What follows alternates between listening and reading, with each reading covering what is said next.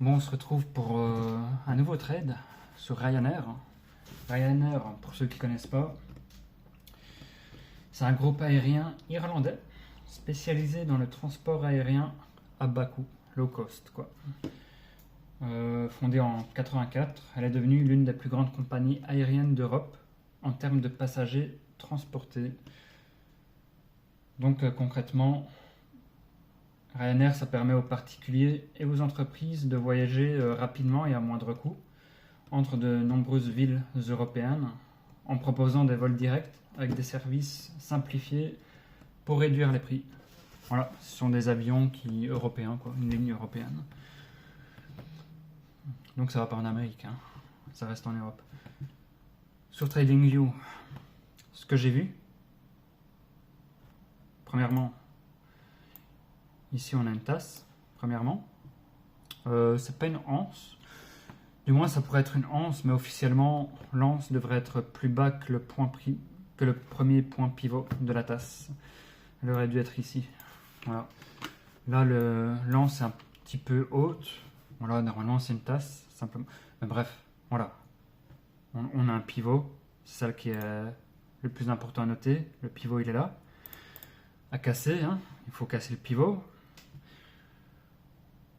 Donc, j'ai acheté l'ouverture du gap ici, le 16 mai 2025.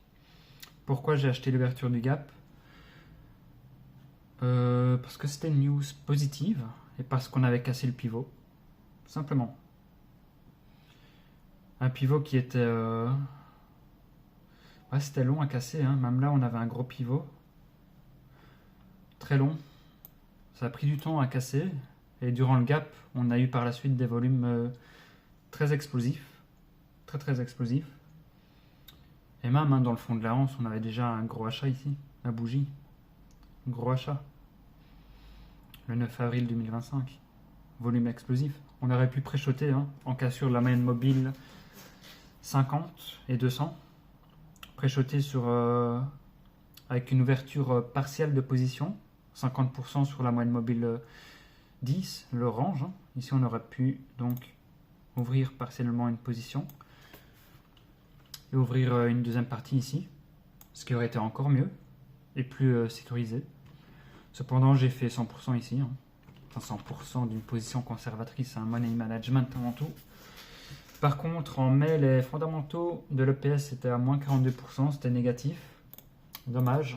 Enfin, on ne peut pas toujours avoir toutes les planètes alignées. C'est comme ça.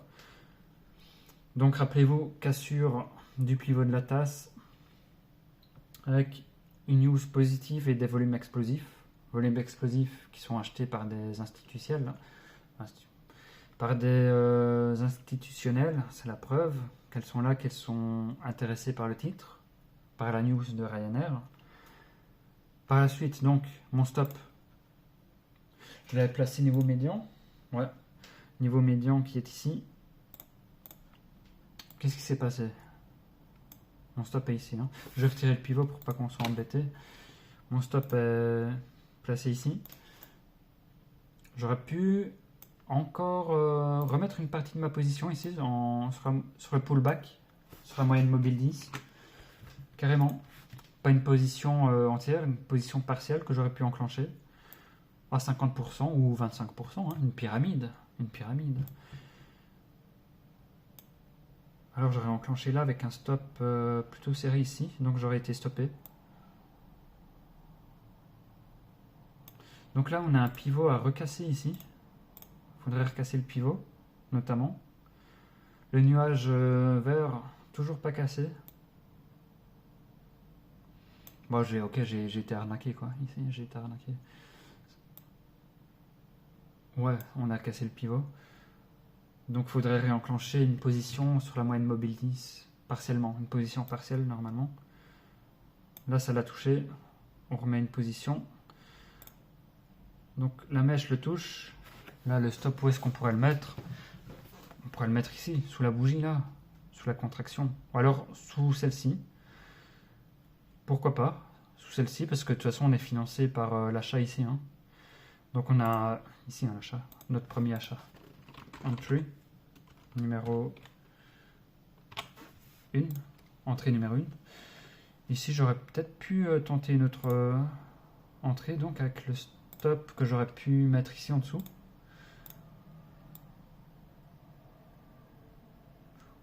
Je sais pas si on est stoppé.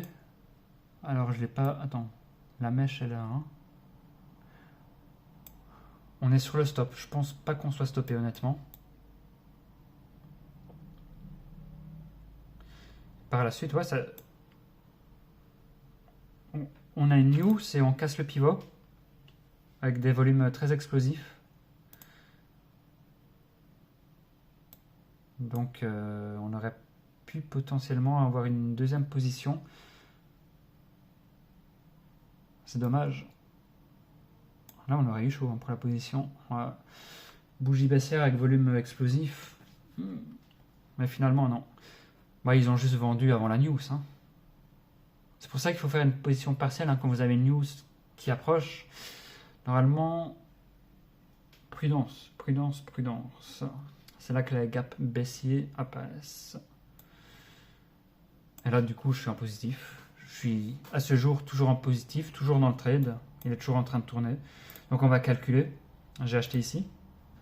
Mon stop, il était donc j'ai à 2,58%, hein, ce qui est ok. C'est pas volatile du tout. Il n'y a pas d'ADR ni rien à diviser. Donc là, je serai en positif de 22,41%. 22,41% de ma position conservatrice. Ryanair, 22,41. Ce qui fait un gain de 1120 € actuellement en latence. Hein. Il n'est pas clôturé. Voilà. Je suis en positif de 1120 € pour l'instant sur Ryanair. Donc comme il n'est pas clôturé, je vais le laisser en jaune. Jaune car c'est conservatrice. Par exemple, si je mets rouge, c'est parce que c'était une position agressive qui avait été enclenchée, etc. Hein, pour comprendre. Donc là, c'est une jaune qui est toujours... Je vais laisser. Normalement, il faut supprimer comme c'est en gain latence, mais je vais laisser. Juste pour faire une moyenne dans les datas par la suite, ici. Pour avoir mon rendement, mes probabilités de succès actuellement, même avec les latences comprises.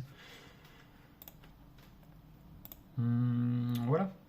Voilà, tout est bon pour Ryanair. Quand est-ce que je vais le clôturer? Je le clôturerai partiellement en cassure de la moyenne mobile bleue, la 21. Je ferai une clôture de 50% partielle. Et je ferai une clôture totale de 100% en cassure de mon nuage vert. Pas en cassure, en clôture, en dessous. Clôture inférieure du nuage vert, là, je ferme le trade. Donc, je suis très bien pour l'instant. Pas de signe de faiblesse. Aucun signe de faiblesse. Aucun volume explosif sur une grosse bougie baissière. Il n'y a pas. Je vois pas de signe d'avertissement pour l'instant. Elle rebondit parfaitement avec la moyenne mobile 10 d'ailleurs. Pour l'instant, tout va bien. Hein. On a même recassé un nouveau pivot qui était ici. On l'a recassé. Donc là, potentiellement, il n'y a même pas de news à venir. Hein. Potentiellement,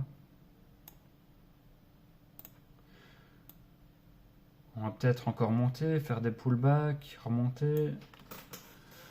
Ou alors peut-être que là, il va créer une base, un range. Ou peut-être qu'on va avoir une annonce négative de Ryanair augmente leur billet d'avion, j'en sais rien. Trump taxe Ryanair, c'est possible, hein, ça. Là, on aura une grosse bougie. Hein. Voilà. Tout peut arriver, hein, surtout avec Trump. Il s'attaque à tout. C'est du jour au lendemain. On est entré dans une nouvelle ère, hein, là. Un nouveau marché. Très volatile. Et c'est ça que j'aime bien. Hein. J'aime bien, honnêtement. J'ai pas dit que j'aimais pas Trump. C'est bien. C'est juste chiant que parfois il retourne sa veste, là, comme là récemment avec le Canada. Bref, c'est comme ça, on essaye de s'adapter au marché. Hein. Ça nous donne du challenge supplémentaire. Ça nous permet de peaufiner nos stratégies, les affiner, les perfectionner. Vous voyez ça du bon côté des choses. Au lieu de pleurnicher et dire vraiment Trump, voilà, ça m'a sorti du trade.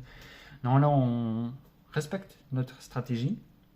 On sait quand on va sortir, on sait combien on peut potentiellement perdre. Et voilà, hein, on continue. D'ailleurs, la news ici, la news 30% la surprise et l'EPS 162%. Hein. Ça y est, ça réaugmente à nouveau les fondamentaux. C'est bien. Et la technique, c'est joli élastique hein, sur la moyenne mobile. Là. On est bien sur Ryanair, on est bien. À savoir que j'ai une deuxième position qui a été réellement enclenchée et c'était un mois plus tard, donc vous verrez dans une prochaine vidéo. Je referai une vidéo sur Ryanair plus tard. Allez à toutes.